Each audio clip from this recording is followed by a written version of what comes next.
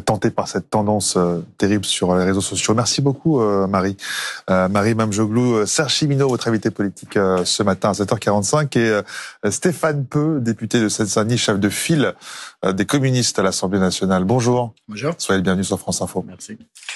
Bonjour Stéphane Peu. Bonjour. Alors on a appris hier la date de convocation de François Bayrou par la commission d'enquête qu'on appelle Betara, mais plus largement sur les violences scolaires et les contrôles des établissements privés sous contrat. C'est donc le 14 mai prochain. Qu'est-ce que vous attendez de cette audition ? Qu'il décide enfin à dire la vérité, parce que jusqu'à présent, et c'est quand même grave pour un Premier ministre, les auditions de cette commission d'enquête révèlent quand même que le Premier ministre a beaucoup menti sur le sujet, soit par omission, soit en disant devant la représentation nationale des contre-vérités. Et je crois que les témoignages hier lors de la commission d'enquête, à la fois de l'ancien juge d'instruction et de l'ancien gendarme enquêteur, et de l'ancien gendarme enquêteur, qui ont sous serment confirmé ce que jusqu'à présent le Premier ministre nie, c'est-à-dire qu'il est intervenu dans ce dossier. Jusqu'à quel point son intervention a été influente dans le traitement du dossier, ça. Est-ce qu'elle a gêné l'instruction ? Est-ce qu'on peut poser cette question-là ? Gêné l'instruction, sûrement. Est-ce qu'elle a été efficace au point d'obtenir la libération du père Caricart pour lui permettre ensuite, directeur de l'institution, et mis en cause gravement pour des viols sur mineurs. Est-ce qu'elle a permis sa libération anticipée, sa fuite et son extradition à Rome, ce qui a quand même ensuite beaucoup gêné l'enquête. Enfin, tout ça, ce sont des choses extrêmement graves. Je rappelle que le Premier ministre avait dit devant la représentation nationale à 2 reprises en février « Je n'ai jamais été averti des faits qui ont donné lieu à des plaintes ou des signalements ». On peut s'attendre à ce qu'il renouvelle ces propos-là devant la commission d'enquête s'il le renouvelle, et ce sera en contradiction avec ce qu'ont dit hier le gendarme et le magistrat sous serment, je le répète. Et le 14 mai, lorsque François Bayrou sera devant la commission, il sera toujours sous serment. Et donc là, c'est grave. S'il s'enferme dans ses approximations et ses mensonges, ça posera un grave problème, et la question de son maintien à son poste sera posée. Ça peut être un moment de vérité politique et un moment de vérité tout court, selon vous ? Ouais, je l'espère. Il y a quand même aujourd'hui 200 plaintes. Il faut que d'abord l'attention soit vis-à-vis de ces personnes qui ont subi des violences sexuelles, des viols, et qui doivent être reconnus dans leur souffrance, et justice doit leur être rendue. C'est quand même ça la priorité. C'est pas de sauver la carrière politique de tel ou tel, mais c'est de rendre justice à toutes ces personnes victimes. Alors, un mot de social, on a appris hier que Vancorex serait repris par un groupe chinois, Wanhua, qui sauverait seulement 50 emplois sur les 450. On parlait de cette entreprise comme un fleuron de la chimie. Au-delà de la reprise définie par le tribunal de commerce, c'est quoi pour vous ? Il y a une responsabilité du gouvernement, un abandon de souveraineté, ou c'est simplement, hélas, un triste sort social pour les 400 salariés qui ne seront pas repris ? Non, je vais vous dire, c'est pire que ça, c'est un scandale. Un vrai scandale. Vancorex, c'est d'abord une usine de la chimie qui nous permet, par ses productions, notamment par les sels pour le nucléaire civil et le nucléaire militaire, c'est un outil indispensable de la souveraineté militaire et énergétique de la France. Donc, premier scandale, abandon de souveraineté. Deuxième scandale, laisser une entreprise chinoise venir reprendre 54, une toute petite partie de l'activité, non pas pour sauver 54 emplois, mais pour récupérer les brevets qui sont dans cette partie de l'entreprise. Donc c'est un dépouillement en règle de notre souveraineté dans des domaines où on a su dans le passé être excellent. Qu'aurait dû faire le gouvernement alors ? Parce que c'est pas toujours de son ressort. Les salariés ont pris la responsabilité, avec les élus locaux, avec les syndicats, de proposer une société coopérative de reprise de l'activité. Il fallait que l'État le soutiennent, notamment par les outils qu'il a à sa disposition, la Banque publique d'investissement, la Caisse des dépôts, éventuellement la Poste, enfin la Banque postale. Il y avait une possibilité.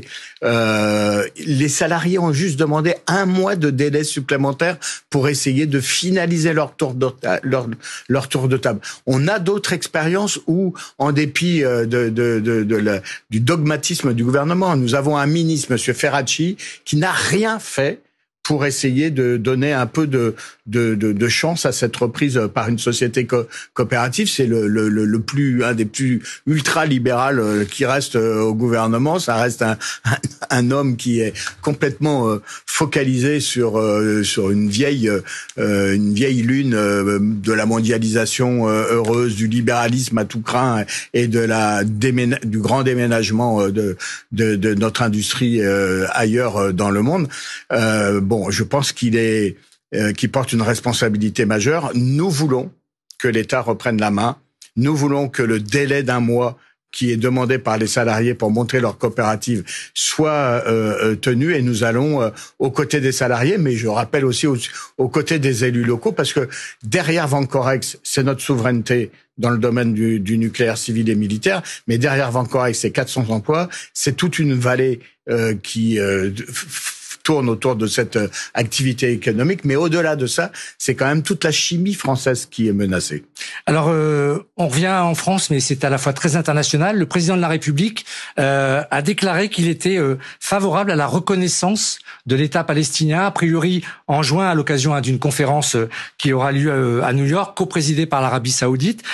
Votre première réaction à cette déclaration, alors on verra bien évidemment si elle est suivie des faits, mais est-ce que vous êtes satisfait que le président de la République aille sur ce terrain-là, et en ce moment, alors que rien n'est réglé entre Israéliens et Palestiniens? Ma première réaction, c'est de dire enfin. Vous savez que l'Assemblée nationale, en 2014 a voté une résolution majoritaire de la représentation nationale française pour que la France reconnaisse l'État de Palestine. Il y a 147 pays dans le monde qui ont reconnu l'État de Palestine. En Europe, il y a la Norvège, l'Espagne, l'Irlande et la Slovénie en juin, récemment. Voilà.